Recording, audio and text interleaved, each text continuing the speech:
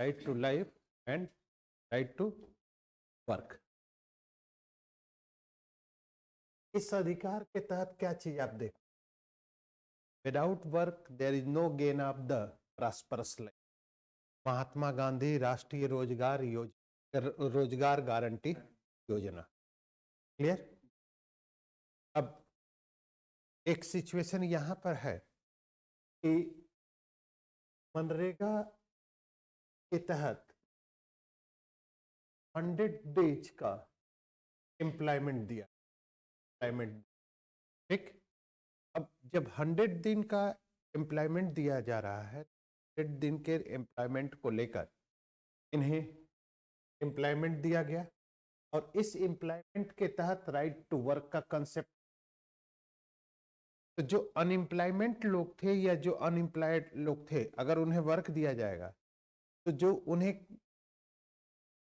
क्या कहा जाता है कि अवसर मिलेगा काम पाने का, या जो अवसर की स्थिति मिलेगी, उस स्थिति में या उस सिचुएशन में उन्हें काम पाने का अधिकार मिलेगा, ठीक। अब उन्हें काम पाने के अधिकार के तहत या उन्हें काम पाने की स्थिति में लोगों को रोजगार का अवसर मिले। क्लियर। तो इस स्थिति में या इस सिचुएशन में अगर देखा जाए तो एक सबसे बड़ी विडंबना है, सबसे बड़ी स्थिति है कि काम पाने के तहत काम पाने का अधिकार दिया जाता है, काम पाने के अधिकार के तहत उन्हें रोजगार का अवसर दिया जाता है। और रोजगार, अगर रोजगार व्यक्ति को दिया जाता है तो रोजगार व्यक्ति के जीवन को प्रॉस्परस बनाने का एक साधन है, ठीक। उसी प्रकार अगर कोई व्यक्ति किसी कारण से उसे लीगल एडवाइस नहीं मिलती, लीगल एडवाइस नहीं मिलती, उस लीगल एडवाइस के न मिलने के कारण उन्हें न्याय प्राप्त नहीं होगा। तो अगर न्याय नहीं प्राप्त हो पाता है, न्याय की स्थिति नहीं प्राप्त होती, तो ऐसी स्थिति में न्याय की जो सिचुएशन है, न्याय की जो पोजीशन है, वह स्थिति कहां से मिलेगी? वह स्थिति प्राप्त होना चाहिए। तो उस स्थिति को लेकर या उस सिचुएशन को लेकर एक सबसे बड़ी विडंबना यह है कि न्याय प्राप्त करने के माध्यम से व्यक्ति को न्याय प्राप्त करने की स्थिति दिया जाए और न्याय प्राप्त करने के लिए व्यक्ति को लीगल एडवाइस का सपोर्ट दिया जाता है। यानी कि व्यक्ति लीगल एडवाइस के माध्यम से उसका सपोर्ट कर ले और सपोर्ट करके अपने पक्ष को रखते हुए उसे न्याय से वंचित न किया जाए। तो न्याय प्राप्त करने का अधिकार दे दिया जा रहा है, ठीक। और एक जो सबसे आश्रय जहां तक स्लेटर का है कि अगर कोई व्यक्ति किसी कारण से या अपनी सामाजिक स्थिति के कारण या अपनी आर्थिक स्थिति के कारण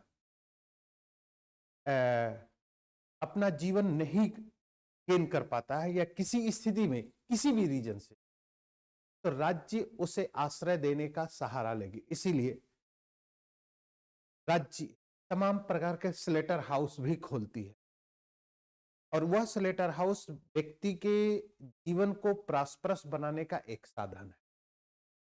एनिमीज की कहने का तात्पर्य यह है कि कोई भी व्यक्ति अपनी सामाजिक या आर्थिक स्थिति के कारण किसी भी उस स्थिति से वंचित ना हो पाए जो स्थिति उसके प्रॉस्परस लाइफ के लिए आवश्यक। समझ रहे हो कि नहीं? तो इन स्थितियों के आधार पर या इन स्थितियों को लेकर अगर देखते हैं या इन स्थितियों के आधार को अगर हम एनालाइज करते हैं, उन स्थितियों के बेस पर यह कहा जा सकता। अब एक सिचुएशन है जो शायद हम नहीं लिखे हैं, राइट टू लाइफ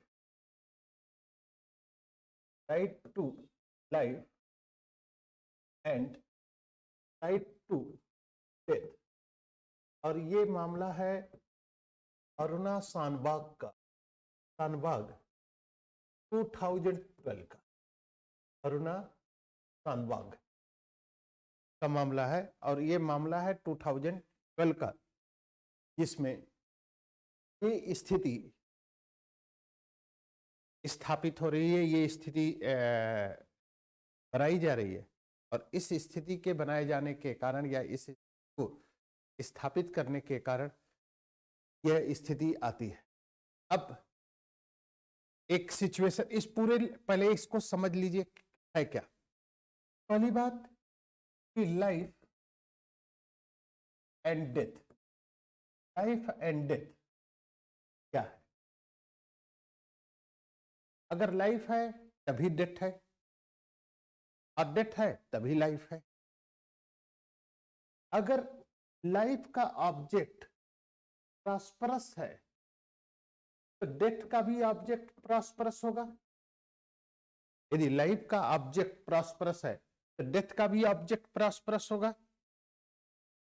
ठीक, क्योंकि जीवन और मृत्यु एक ही सिक्के के या एक ही वस्तु के दो पार्ट हैं। क्योंकि अगर किसी का जन्म हो रहा है तो उसका मृत्यु भी होगा और अगर जीवन नहीं है तो मृत्यु नहीं है। अगर जीवन नहीं है तो मृत्यु नहीं है कि नहीं? तो जीवन है तभी मृत्यु है और जीवन नहीं है तो मृत्यु का कोई मतलब नहीं है। क्लियर? तो इस स्थिति में, इस सिचुएशन में क्या मतलब है, क्या चीज निकल रही है? इस स्थिति में सबसे बड़ा इंपॉर्टेंट चीज या सबसे बड़ी जो स्थिति है वह यह है कि जो स्थितियां डेवलप कर रही हैं या जिन स्थितियों को स्थापित किया जा रहा है, ठीक, उन स्थितियों को लेकर या उन स्थितियों के आधार पर यह स्थापित करना कि जीवन के साथ साथ मृत्यु भी होनी। मामला क्या था? अरुणा शानबाग एक सेक्सुअल हरेसमेंट लेडीज थी, ठीक, एनिमीज रेपिस्ट की शिकार है और रेपिस्ट के शिकार के कारण अरुणा शानबाग लगभग 44 इयर्स तक आईसीयू में है। 44 इयर्स तक आईसीयू। अगर 44 इयर्स तक आईसीयू में है तो इस सिचुएशन में न तो इन्हें प्रॉस्परस लाइफ मिल रही है और न ही प्रॉस्परस डेथ मिल रही है।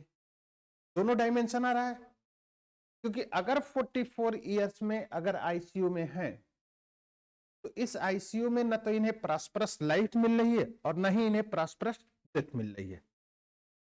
अब इस सिचुएशन में अरुणा शानबाग की एक फ्रेंड है पिंकी, पिंकी, और पिंकी ने सुप्रीम कोर्ट में एक रिट दाखिल की आर्टिकल 21 को लेकर और उस आर्टिकल 21 को लेकर जो रिट दाखिल की गई जिसमें उससे डिमांड की गई कि इच्छा मृत्यु दे दी जाए उसे, क्योंकि अगर प्रॉस्परस लाइफ नहीं है, प्रॉस्परस डेथ नहीं है तो उसे मृत्यु का राइट दे दे, राइट टू डेथ।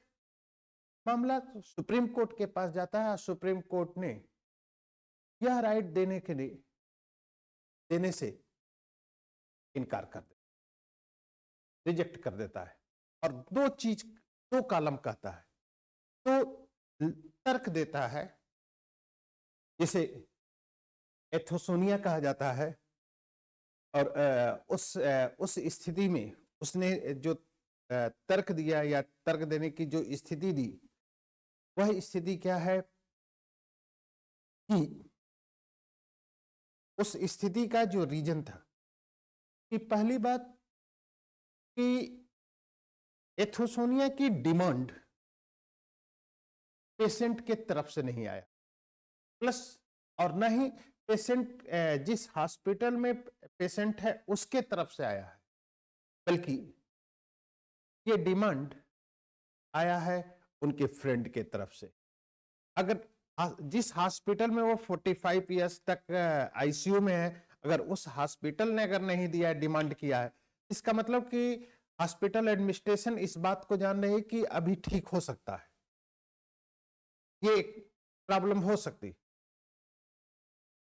दूसरी डायमेंशन की स्थिति है कि यदि एथोसोनिया की स्थिति में, एथोसोनिया की सिचुएशन में अगर डेथ डिमांड की जा रही है तो दूसरी बात कोर्ट का यह आर्गुमेंट है कि इंडियन कॉन्स्टिट्यूशन प्लस भारत का कोई भी कानून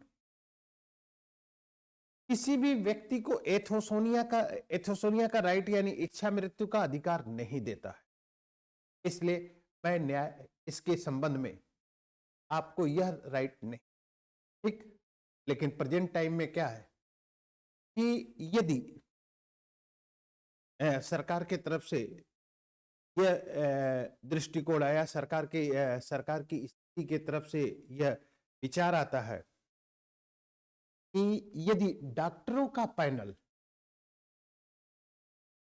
पैनल अगर डिसाइड करता है कि डिजीज नॉन क्यूरेबल है, तो डॉक्टरों के पैनल के बेस पर प्रार्थी को या उसकी जो डिमांड की जा रही है उसको दिया जा सकता है। हाँ, एनेस्थीसिया दिया जा सकता है। अब दूसरा डायमेंशन है कि एक 2014 का मामला था, 2013 या 14 का मामला था। इस मामले को रिलेट करते हैं, इस मामले की स्थिति को लेकर। तो ये मामला था कानपुर का। कानपुर में एक लड़की को ब्लड कैंसर हो,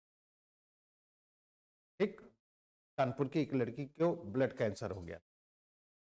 अब ब्लड कैंसर होने के कारण पोजीशन क्या आ रही है? अगर ब्लड कैंसर आ रहा है, ब्लड कैंसर की स्थिति आ रही है, इस ब्लड कैंसर के कारण ये नॉन क्यूरेबल है। दूसरी बात कि घर की लड़की होने के कारण परिवार के सभी सदस्य अपनी इनकम के माध्यम से उसे ठीक कराने का प्रयास करेंगे। इसका रिजल्ट क्या होगा कि एक घर के मेंबर को ठीक कराने के उद्देश्य से दूसरे लोग, दूसरी स्थिति या दूसरी जो सिचुएशन है, उस सिचुएशन से जो अपनी स्थिति लगती है कि दूसरे लोगों के पैसे, घर का या घर की प्रॉपर्टी सेल आउट होगी या इनकम का बहुत बड़ा भाग उसके इलाज में जाएगा।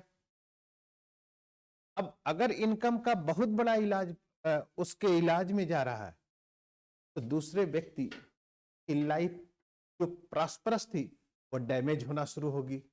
इसलिए लड़की ने प्रेसिडेंट ऑफ इंडिया को डिमांड लेटर लिखा है कि मेरे घर की स्थिति अच्छी नहीं है, और लेकिन घर का सदस्य होने के नाते घर अपनी छोटी मोटी आर्थिक आवश्यकताओं को लेकर हमारे इलाज में जो खर्च कर रहा है, उससे दूसरे लोगों की परेशानी बढ़े, दूसरे लोगों की प्रॉस्परस लाइफ की स्थिति। और उस समय प्रेसिडेंट थी प्रतिभा देवी सिंह पाटिल।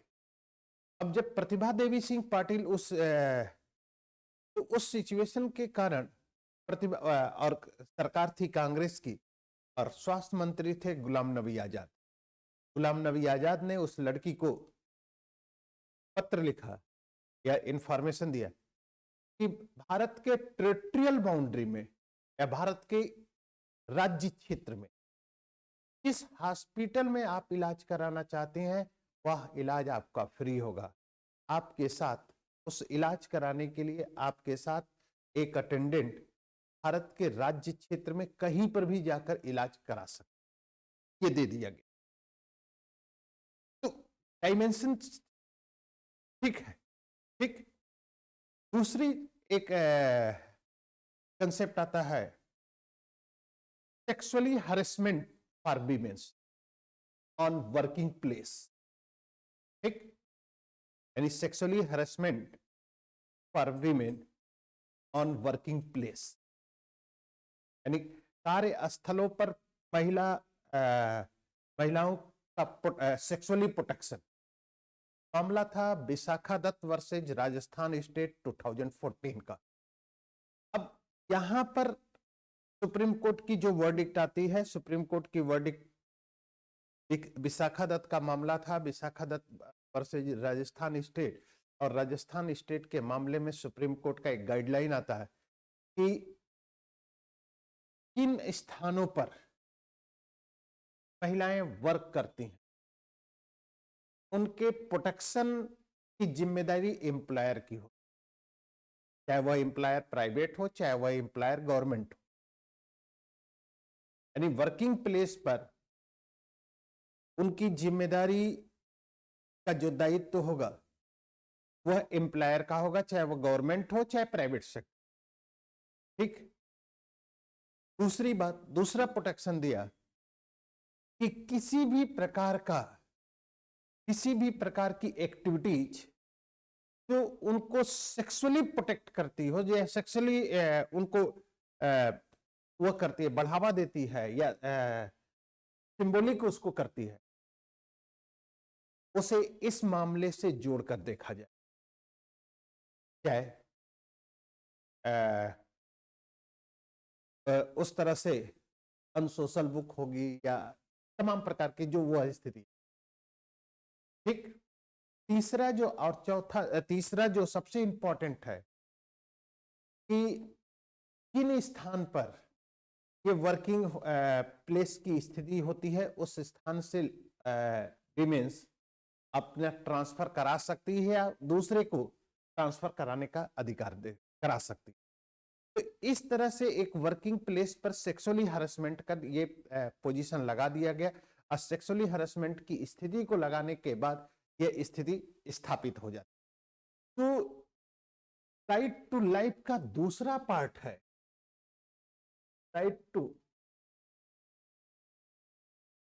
लाइफ का दूसरा पार्ट है। ठीक।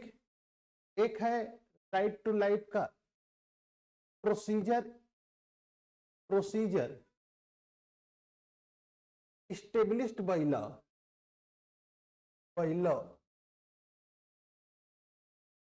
एक कंसेप्ट तो ये है प्रोसीजर एस्टेब्लिश्ड बाय लॉ का, और दूसरा है due to process of law. और due to process of law में क्या है कि सेंस भी जाता है, यानी मीन्स लीगल एक्सप्लेन द या इंटरप्रिटेशन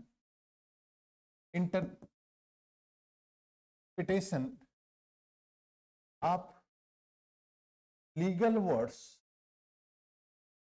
प्लस सेंस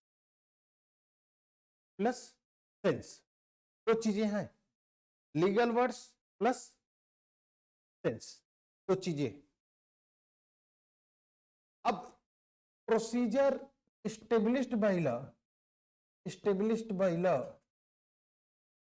established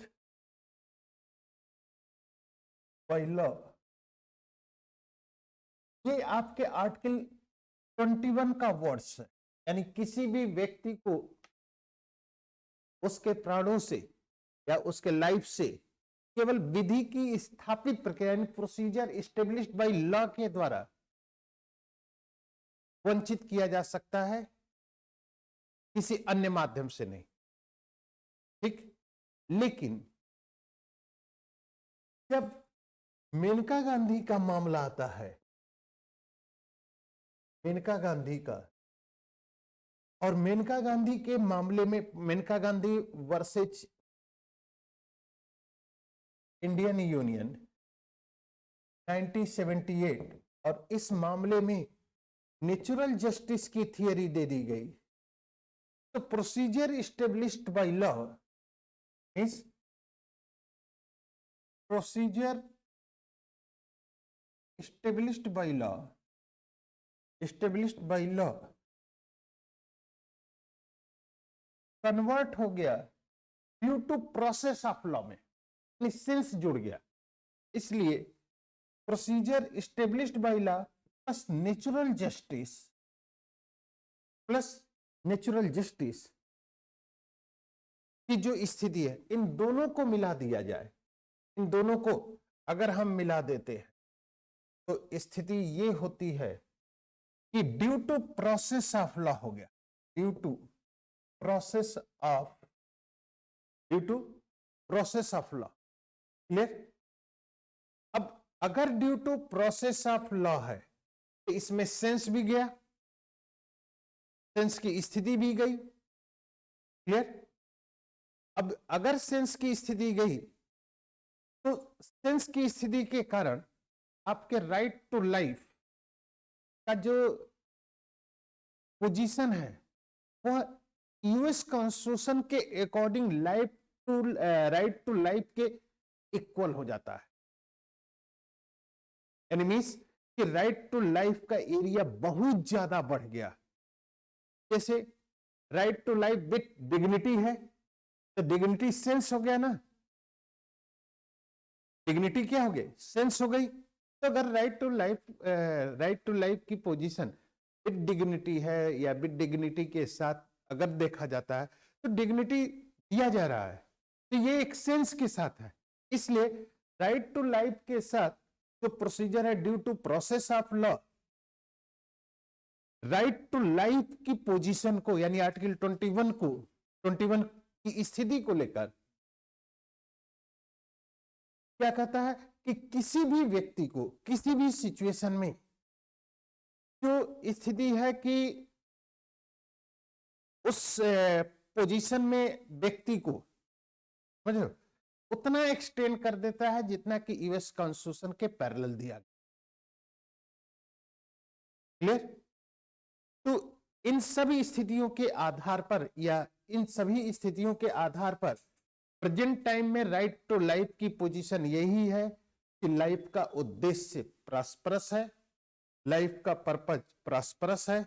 और प्रेजेंट टाइम में इंडियन कॉन्स्टिट्यूशन के अकॉर्डिंग आर्टिकल 21 के अनुसार राइट टू लाइफ का जो पोजीशन है वह उतना ही एक्सप्लेन है या उतना ही वाइड है जितना कि यूएस कॉन्स्टिट्यूशन के अकॉर्डिंग।